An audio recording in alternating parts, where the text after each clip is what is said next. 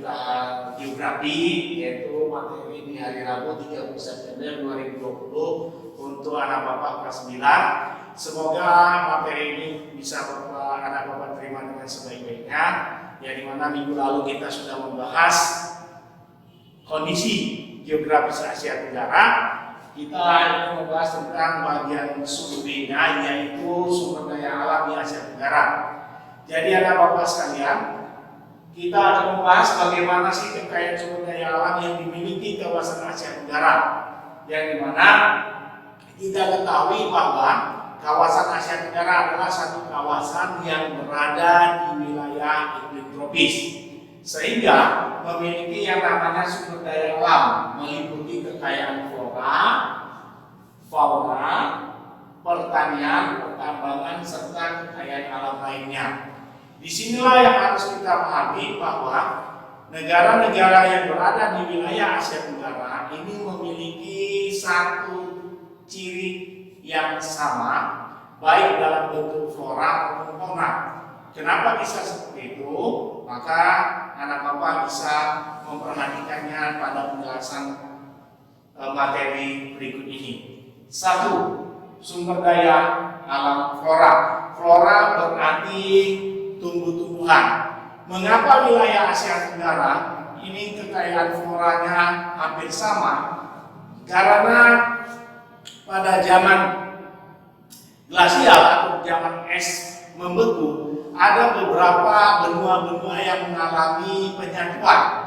Di antaranya adalah wilayah Indonesia bagian barat menyatu dengan benua Asia, sehingga sumber daya alam flora yang mempunyai nilai strategis di kawasan Asia Tenggara itu memiliki identik yang sama, seperti pohon, obat-obatan, rempah dan hutan, di mana pohon, obat-obatan dan rempah ini ditemukan terbanyak untuk wilayah Asia Tenggara, yaitu di wilayah seluruh hutan hujan tropis. Kenapa hutan hujan tropis?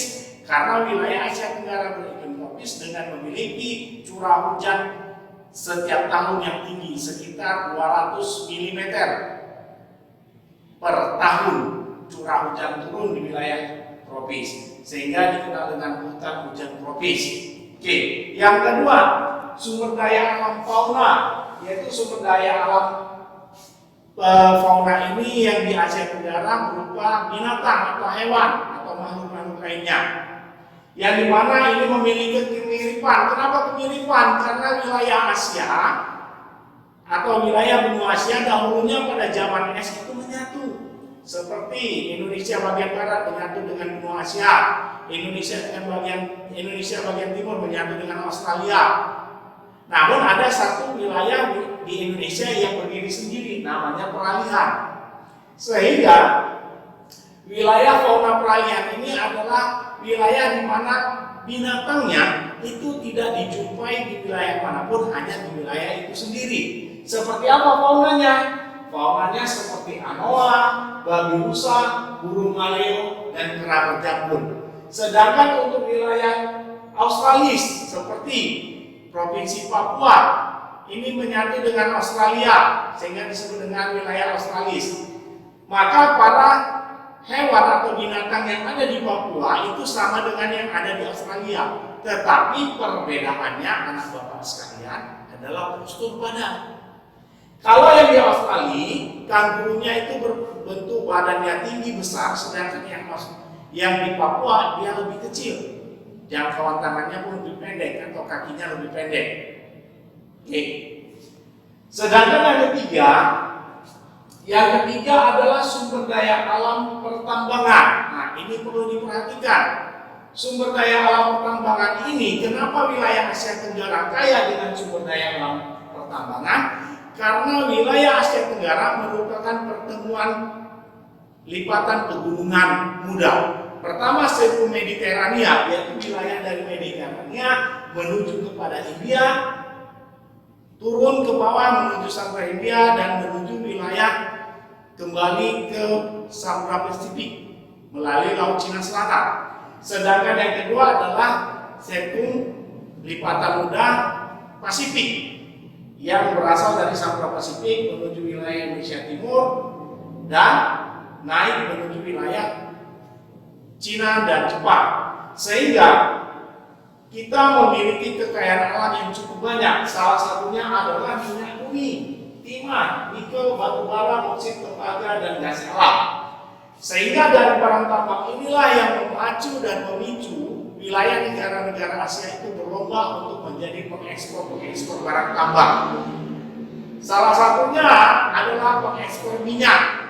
Maka negara pengekspor minyak di wilayah Asia Tenggara itu pertama kali Indonesia, yang kedua Myanmar, dan yang ketiga Brunei Darussalam. Kalau Indonesia, Myanmar, ini kita bisa lihat kegiatan negaranya, devisa negaranya itu beraneka ragam dari barang tambang dan hasil-hasil pertanian lainnya. Namun kalau untuk Brunei, ini mereka terutama hanya barang tambang devisa negaranya. Pertama adalah minyak bumi, dan yang kedua gas alam. Makanya Brunei ini sering disebut dengan negara petrodolar, yaitu negara yang sumber devisa negaranya bertumpu pada bahan galian minyak bumi dan gas alam. Oke.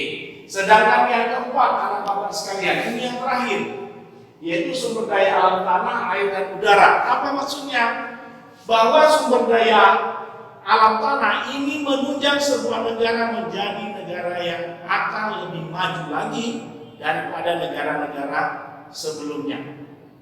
Yang dimana sumber daya alam di wilayah Asia Tenggara itu dikenal dengan amat subur. Disebabkan oleh apa? Ternyata wilayah Asia Tenggara tanahnya sangat subur karena merupakan tanah aluvial. Yang kedua, tanah vulkanik. Yang ketiga, tanah humus dan gambut. Tanah aluvial adalah tanah endapan, berarti tanah yang berasal dari erosi sungai-sungai yang mengendap. Yang kedua, tanah vulkanik, berarti letusan gunung api, yang dimana setiap gunung api meletus akan mengeluarkan semua unsur hara dalam perut bumi. Yang ketiga, tanah humus, berarti tanah yang berasal dari pelapukan. Dan yang keempat adalah tanah gambut, tanah yang memiliki kadar humus atau unsur hara yang tinggi, yang dimana daerah ini daerah yang selalu tergenang oleh air, maka disebut dengan gambut. Sedangkan sumber daya air yang membuat wilayah Asia Tenggara ini menjadi daerah yang diminati oleh bangsa-bangsa Eropa, selain tanah yang subur adalah sumber daya airnya. Kenapa? Karena sumber daya air yang ada di wilayah Asia Tenggara seperti perairan darat ini bisa dimanfaatkan bagi kehidupan manusia. Seperti apa perairan darat itu? Adalah sungai, waduk, danau, kolam, dan tambak. Kenapa bisa dimanfaatkan bagi kehidupan manusia? Ternyata sungai, waduk, danau, dan kolam serta tambak ini bisa digunakan sebagai pembangkit listrik tenaga air. Yang mana dia? Sungai, waduk, dan danau.